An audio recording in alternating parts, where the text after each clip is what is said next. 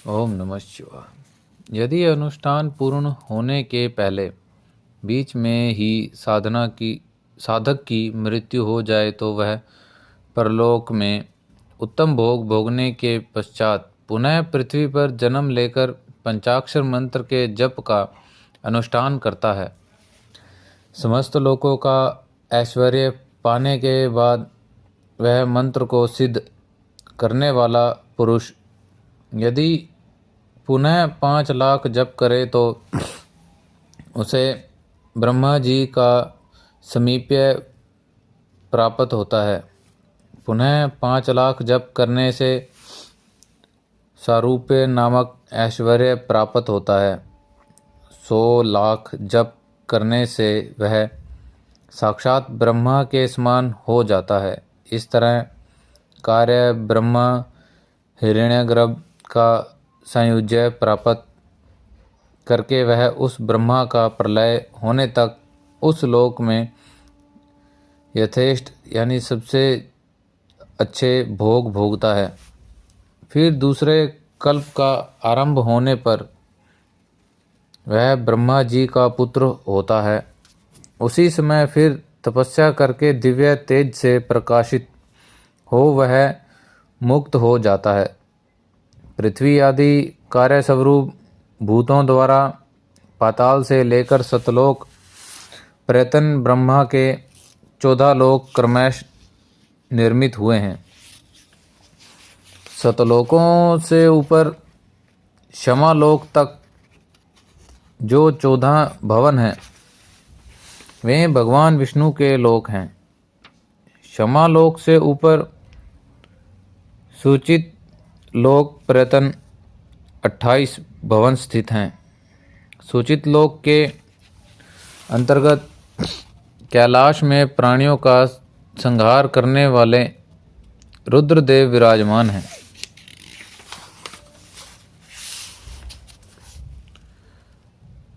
शुचि लोक से ऊपर अहिंसा लोक पर्यटन 56 भवनों की स्थिति है। अहिंसा लोक का आश्रय लेकर जो ज्ञान कैलाश नामक नगर शोभा पाता है उसमें कार्यभूत महेश्वर सबको अदृश्य करके रहते हैं। अहिंसा लोक के अंत में काल चक्र की स्थिति है। यहाँ तक महेश्वर के विराट स्वरूप का वर्णन किया गया है। वहीं तक लोकों का तिरोधान अथवा लय होता है। उसके बीच कर्मों का भोग है और उसके ऊपर ज्ञान का भोग। उसके बीच कर्म माया है और उसके ऊपर ज्ञान माया। अब मैं कर्म माया और ज्ञान माया तात्पर्य बता रहा हूँ। माँ का अर्थ है लक्ष्मी और उससे कर्म भोग या प्राप्त होता है, इसलिए वह। अब मैं कर्म माया और ज्ञान माया का तात्पर्य बता रहा हूँ। माँ का अर्थ है लक्ष्मी, उससे कर्म भोग प्राप्त होता है, इसलिए वह माया अथवा कर्म माया कहलाती है। इसी तरह माँ अर्थात लक्ष्मी से ज्ञान भोग अर्थात प्राप्त होता है, इसलिए उसे माया या ज्ञान माया कहा गया है। उपयुक्त सीमाओं से नीचे नश्वर भोग हैं और ऊपर नित्य भोग। उससे नीचे ही तिरोधान अथवा लय है, ऊपर नहीं। वहाँ से नीचे ही कर्म में पाशों द्वारा बंधन होता है, ऊपर बंधन का सदा अभाव है। उससे नीचे ही जीव सकाम कर्मों का अनुसरण करते हुए विभिन्न लोकों और योनियों के चक्कर काटते हैं।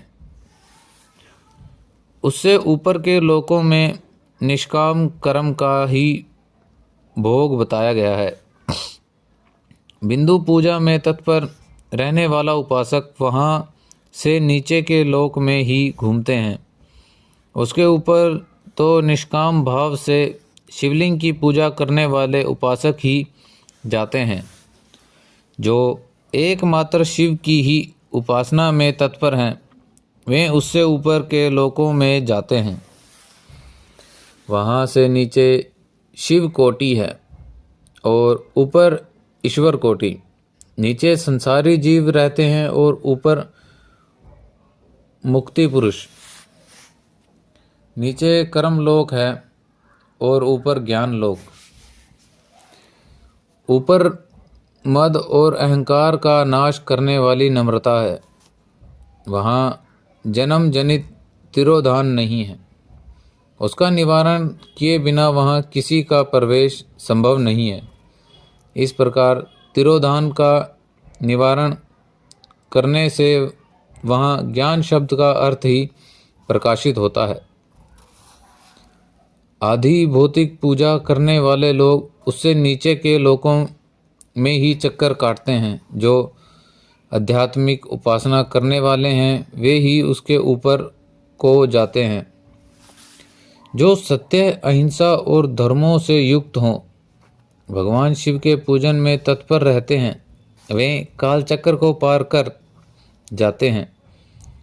काल चक्रेश्वर की सीमा तक जो विराट महेश्वर लोक बताया गया है, उससे ऊपर वृषभ के आकार में धर्म की स्थिति है।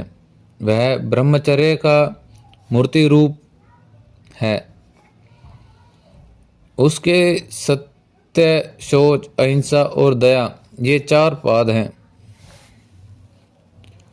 वह साक्षात शिवलोक के द्वार पर खड़ा है। क्षमा उसके सींग हैं। शम कान और वेद ध्वनि रूपी शब्द से विभूषित है। आस्तिकता उसके दोनों नेत्र हैं। विश्राम ही उसकी श्रेष्ठ बुद्धि एवं मन है।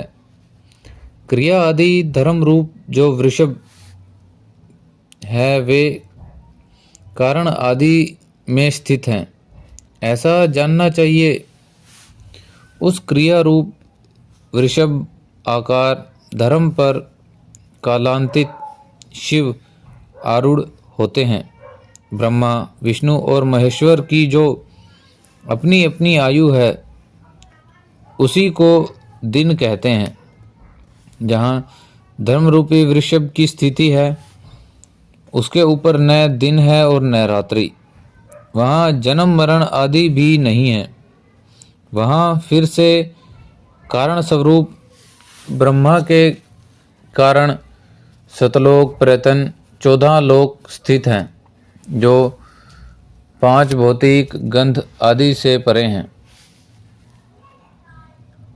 उसकी सनातक स्थिति है।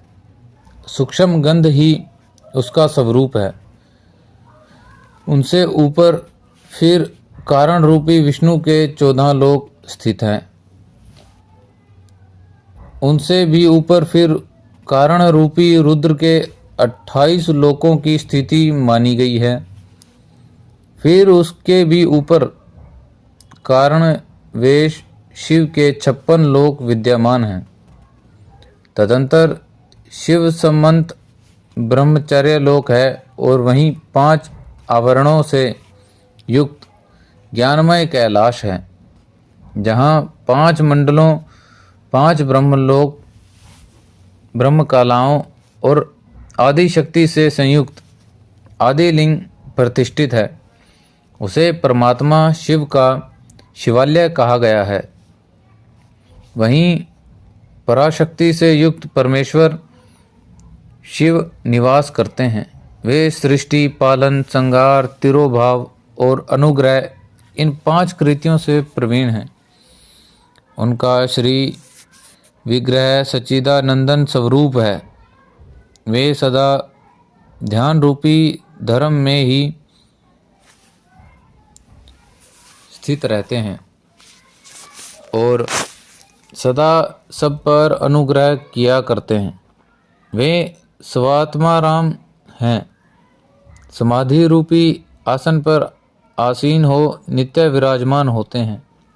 कर्म एवं ध्यान आदि का अनुष्ठान करने से क्रमश साधन पथ में आगे बढ़ने पर उनका दर्शन साध्य होता है। नित्य नैमित्तिक आदि कर्मों द्वारा देवताओं का यजन करने से भगवान शिव के समाराधन कर्म में मन लगता है। क्रिया आदि जो शिव संबंधी कर्म हैं उनके द्वारा शिव ज्ञान सिद्ध करें। जिन्होंने शिव तत्व का साक्षात्कार कर लिया है अथवा जिन पर शिव की कृपा दृष्टि पड़ चुकी है वे सब मुक्त ही हैं, इसमें संशय नहीं है। आत्म स्वरूप से जो स्थिति है वही मुक्ति है। एकमात्र अपने आत्मा में रमण या आनंद का अनुभव करना ही मुक्ति का स्वरूप है। अहो भाग्य प्रभु। जो पुरुष क्रिया, तप, जप, ज्ञान और ध्यान रूपी धर्मों में भली भांति स्थित हैं, वह शिव का साक्षात्कार करके स्वात्मा मत्व रूप मोक्ष को भी प्राप्त कर लेता है। जैसे सूर्यदेव अपनी किरणों से अशुद्धि को दूर कर देते हैं, उसी प्रकार कृपा करने में कुशल भगवान शिव अपने भक्त के अज्ञान को मिटा देते हैं। ज्ञान की निवृत्ति हो जाने पर शिव ज्ञान स्वतः प्रकट हो जाता है। शिव ज्ञान से अपना विशुद्ध स्वरूप रामत्व प्राप्त होता है और आत्मा रामत्व की समयक सिद्धि हो जाने पर मनुष्य कृत्य हो जाता है। ओम नमः शिवाय।